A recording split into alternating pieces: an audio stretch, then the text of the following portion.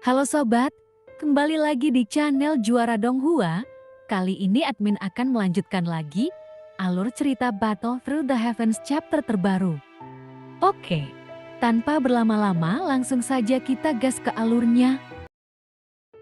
Dengan caranya seperti itu, terlalu jelas untuk mengetahui tujuannya. Seorang mantan raja dikirim ke garis depan, padahal sekarang ada Raja Chu yang baru, dan itu pun dapat diketahui dengan baik. Jadi, bagaimana mungkin bisa tidak tahu bahwa Chu Cintai sedang memutar otak untuk mendapatkan kembali tahta Taixu? Dan semuanya itu pasti sudah ada dalam perhitungannya. Dalam hal ini, mengapa masih menggunakan Chu Xian Pai untuk maju? Apakah master virtual ini juga bukan orang baik? Bahkan seluruh manajemen senior Taixu tahu, dan semua orang pun tahu bahwa Chu Cintai ingin merebut kembali tahta. Tetapi semua diam. Bahkan Chu Lord, dia adalah orang terkuat kedua di Taixu. Jadi siapa yang bisa menghentikannya? Mengapa Tuan Chu tidak menghentikan Chu Cintai? Kemudian dia bahkan membiarkan Chu Cintai bertindak sembarangan. Hanya ada satu kemungkinan untuk situasi ini, master virtual sangat kuat, dan begitu kuatnya sehingga dia tidak takut pada Chu Cintai. Itu sebabnya dia berani membiarkan Chu Cintai bertingkah seperti itu. Namun itu semua hanyalah tebakan Xiuyan, dan hal itu pun tidak menimbulkan masalah untuk saat ini. Awalnya Xiuyan mengira akan ada hubungan permusuhan yang tidak dapat didamaikan dengan Chu Cintai. Tetapi sekarang sepertinya dia telah menjadi antara teman dan musuh. Kemudian saat ini Xiuyan membalikkan telapak tangannya, lalu sebuah batu giok khusus muncul di tangan. Sebuah pesan pun tertulis diberikan kepada Yi. Ada yang harus kulakukan dan saya ingin mencari Liu. Jadi tolong bantu saya menghubunginya. Bagus, segera tanggapan datang dari Xiuyu. Sepertinya ada permintaan dari Xiuyan dan dia pun tidak pernah menolak. Sepertinya yang Xiuyan khawatir sebelumnya, yaitu bantuan yang disebutkan, sekarang tidak disebutkannya lagi, dan hal itu membuat Xiuyan merasa lega.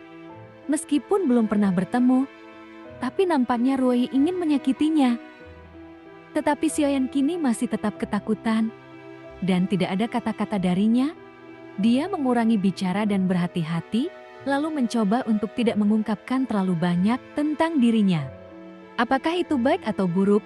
Namun jika memiliki hati yang baik, maka setiap saat bertindak, itu adalah hal yang benar. Sesaat kemudian, Yade memancarkan cahaya biru, dan itu membuat pikiran Xiuyan tergerak. Dia sepertinya merasakan jiwa tersedot ke dalam Xiuyu, namun itu masih berada di alam dewa kekacauan dengan 9 platform batu. Setelah pertemuan di dunia kuno makhluk abadi dan iblis, mereka tetap berhenti sebentar dan tidak berkumpul, lalu adapun Xiuyan dia tidak tahu alasannya. Dia masih menantikan setiap pertemuan. Lagi pula, dalam pertemuan ini, Xiuyan hanya merupakan seorang pengamat. Dia dapat mendengar banyak hal yang belum pernah dia dengar. Bahkan lebih dari banyak informasi yang dia ketahui sekarang, saat ini, terdengar sebuah suara. Jiu, apa yang kamu inginkan dariku? Nampak? Chu Cintai dan Xiuyan pun muncul di platform batu hampir pada waktu yang bersamaan.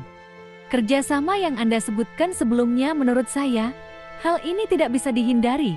Xiuyan pun berkata dengan lugas, bekerja sama, Anda dan saya seharusnya pernah bertemu sebelumnya bukan? Dan Tuan Yuanshen yang melakukan perjalanan melalui berbagai dunia.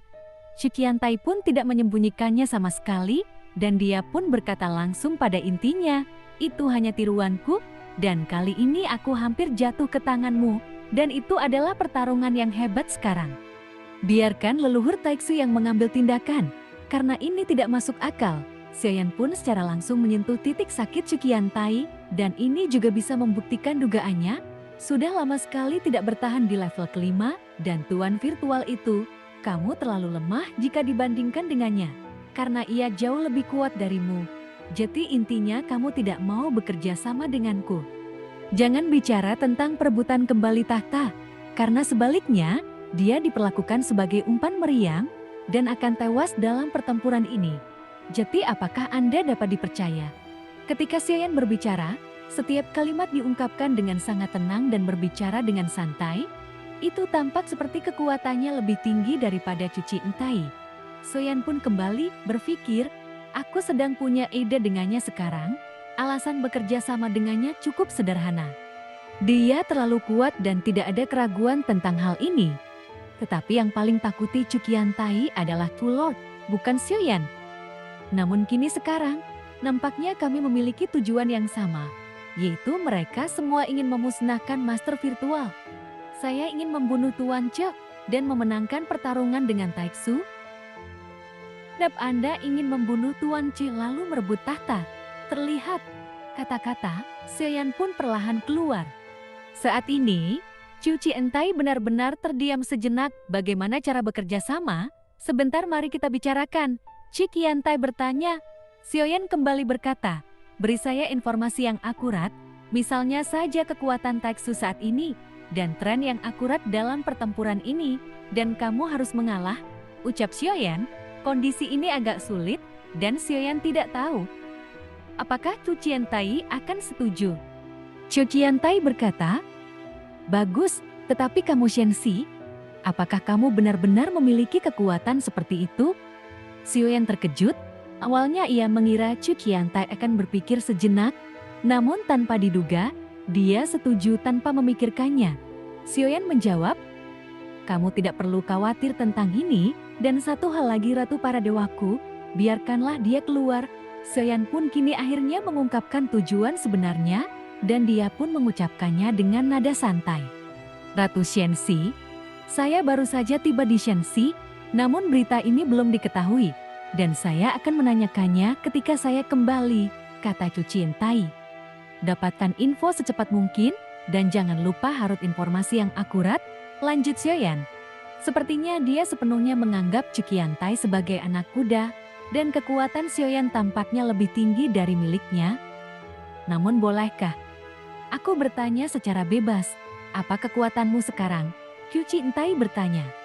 Kamu memang sangat lancang, aku tidak menyembunyikannya darimu. Memang benar aku tidak sekuat kamu sekarang, tetapi ini hanya sementara, dan Anda seharusnya sudah menebak identitas saya. Jadi tidak perlu diragukan lagi kan? Baiklah, mari kita akhiri di sini dan saya akan menunggu kabar baik Anda, lanjut Sioyan.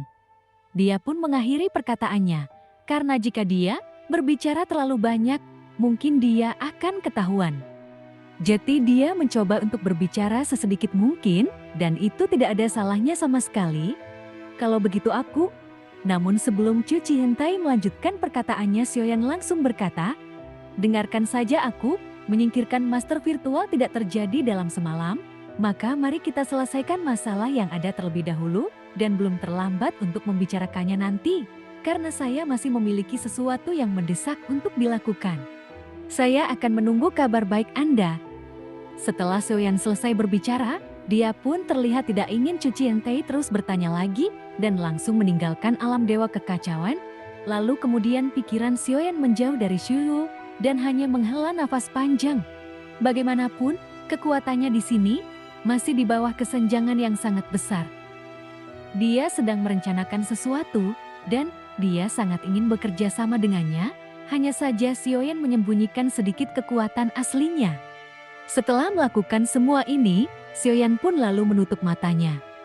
Tugasnya yang paling mendesak saat ini adalah memulihkan kondisi diri sendiri secepatnya. Dia tidak tahu kapan pertempuran berikutnya akan terjadi, dan karena kini mereka berada dalam pusaran, meskipun dia telah mencapai kesepakatan dengan Cuciantai untuk saat ini. Tetapi orang yang mengendalikan Taiksu sekarang jelas bukan Cuciantai tetapi orang lain. Oleh karena itu, Sioyan tidak bisa mengabaikannya, dan dia harus menemukan alam dewa kuno secepat mungkin. Dia harus memahami situasi saat ini, dan apa yang terjadi. Dia berpikir, di mana Raja Tianzang, dan tidak mungkin ditangkap seperti ratu bukan. Setelah sekian lama, Sioyan pun akhirnya mendapatkan kembali energi dan darahnya yang dulu. Kali ini pertempurannya, Sioyan memperluas tubuh dewa super raksasa asli hingga 200.000 kaki untuk pertama kalinya, dan ini dapat dianggap mencapai batas yang lebih tinggi untuk satu kali, dan tubuhnya mungkin akan terus berubah. Jadi ia akan bertarung dengan tubuh abadi setelah ini, ditambah tubuh fisik Sioyan juga telah diperkuat, lalu Sioyan perlahan membuka matanya. Kemudian terlihat mata kiri dan mata kanan, terdapat bintang berkelap-kelip. Salah satu matanya memiliki bintang di dalamnya dan ini adalah kekuatan simbiosis. Namun kemampuan bintang itu, kenapa tidak bisa digunakan? Apakah harus menunggu hingga tubuh fisik harus mencapai tingkat dewa kuno sebelum dapat menggunakan bintang di mata itu?